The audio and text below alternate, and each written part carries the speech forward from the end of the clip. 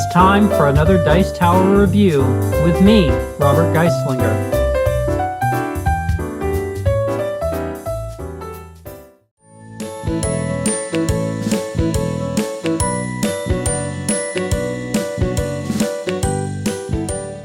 Here we're taking a look at Zulus on the Ramparts, the Battle of Rorke's Drift. This is a solitaire game where a player will be defending their compound against marching Zulus that are coming in various tracks.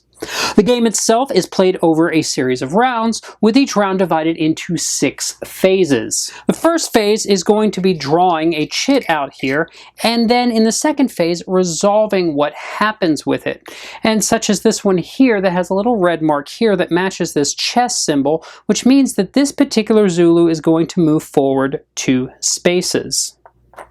Now you will notice underneath there is a stack of tokens as well. That is the hit points of that particular Zulu. Other tokens in the game will do various effects, and that is referenced in the rulebook itself. Some may cause fires or other events. From here you're going to move into the action phase. Now during the action phase, a player gets to take 1 action unless they do something that gives them more. Actions that you can take are you could put forth a hero card or group from your hand out into the active play area. Now that doesn't do anything right away, but it does now make that available for later use. Another action you can take is to form the reserve platoon. Now, that requires that you have a lieutenant and a sergeant or another lieutenant that are in the available spot that would move into there and then allow you to have the reserve platoon. And that's important because of a card later in the game. It's important to note that anything we do here, in order to, you can return these to your hand, but it will undo that as well. Another action you can do is the build a barricade. That also requires a character here that you then place in, and then you get to build the first part of the barricade. On a subsequent action, you can do the second part of the barricade as long as your character is still there, and then on the third you would remove it, bring this character back to your hand, and move the Zulu victory track back 1. You can also work to put out fires that may have happened as an action, and there is a chart on the back of the book for rolling against that. Another action that you can take is to distribute ammunition and water.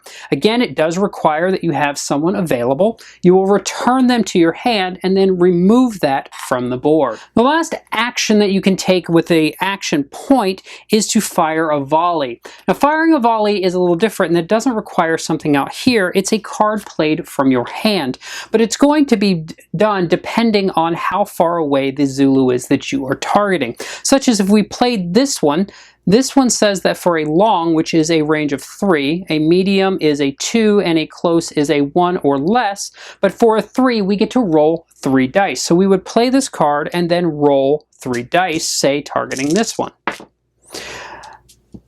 On any result of a 5, you get to retreat them back by 1. So here we've done that. And any result of a 6 is a hit that will remove a chit or remove the Zulu itself if it's the final one. Those will go over here to the Zulu casualties box. In addition to the standard actions that cost points, you also can do free actions. Free actions are going to be on these available characters, such as this one here that allows us to discard it to conduct 2 additional actions. But if you discard it, it's lost for the entirety of the game. Or we could return it. Say this one here, we could return to our hand to gain an additional action. In addition, one other free action that's available on these heroes that have volleys is you can do a heroic sacrifice and take their volley action as a free action. So here, if this guy had, say, still been here, and this lieutenant was out, we could discard him to do his volley, which would give us 2 dice to roll. After you've done your action or more, depending, you will then draw a new card into your hand, and then you will move to the hero phase. The hero phase will allow you to put forth another hero or group and make them available. At this point, we're now going to do the housekeeping phase. First, you're going to check for a victory. If all of the Zulus have been defeated or routed, and routed simply means that they were pushed back from the 5 spot, and then laid down, then the game is over in a military victory. Otherwise, you're going to check that you don't have more than 5 cards in your hand unless something is allowing you to have more.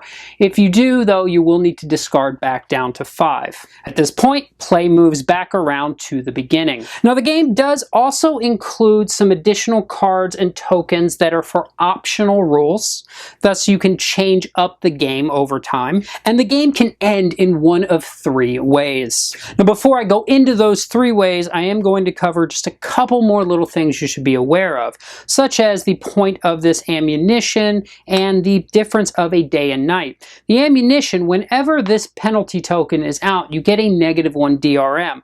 And a -1 DRM means after we roll, we apply a -1 to our highest die. That will also happen if we're in the night phase, which is triggered by a card about halfway through this deck, unless a fire is happening at either the hospital or at the storehouse. Going back to, as I said, the game can end in one of 3 ways. Now, I already mentioned a military victory where you've defeated all of the Zulus or routed them.